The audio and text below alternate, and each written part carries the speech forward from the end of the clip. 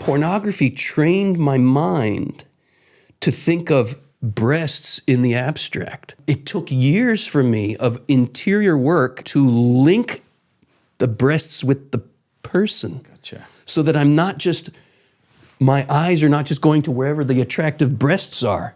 No, that's a person. You are a person. You're not, I'll tell you a story from my youth. I was immersed in porn as a teenager. And I remember when this abstraction took place, like sexual, when John Paul speaks of sexual values, he's talking about that which for me as a man, I'm attracted to in a woman. And we could point to any aspect of a female, but let's just go with the breasts. Mm-hmm. I remember I was looking at this one pornographic magazine, and it was a centerfold, and all it was one breast on this page and another breast on this page. Classy. And it had this heading, which was a derogatory term for breasts, which I won't repeat. And that is the epitome of abstracting sexual values from the person, right? There is no such thing as breasts. That's an abstraction. The only thing that exists, and I'll try to pick a name that's maybe not so common, is Lola Brigida's breasts, right? Breasts, or Wilma's breasts, you know?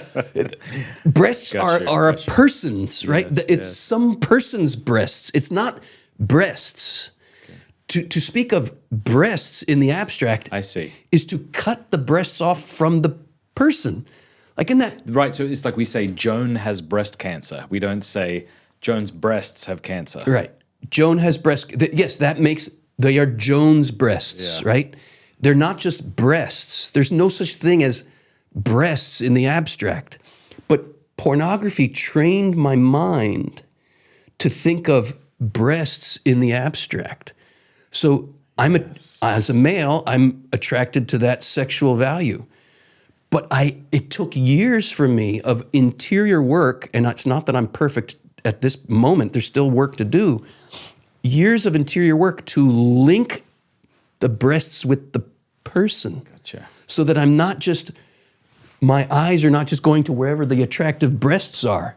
No, that's a person. You are a person. You're not a breast carrier. You're not a carrier of breasts. You are a person, and the female person has breasts, right? It's integrating the sexual values with the value of the person so that you become not just attracted to breasts, because, by the way, breasts are repeatable.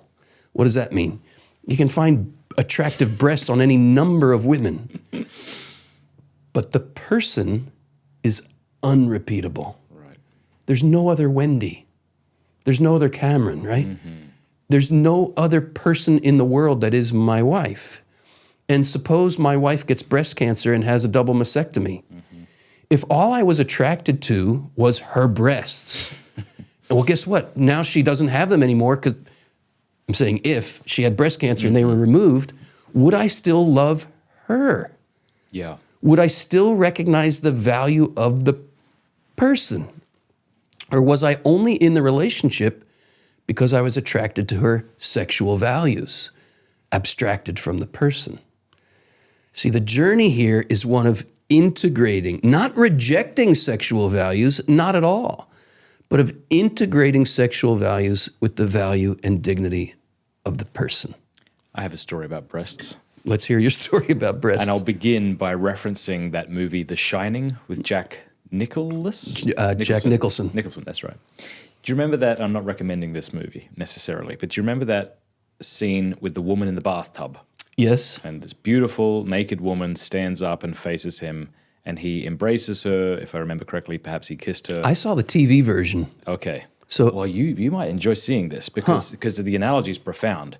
And after he's embracing her, she turns into this flesh-rotting corpse.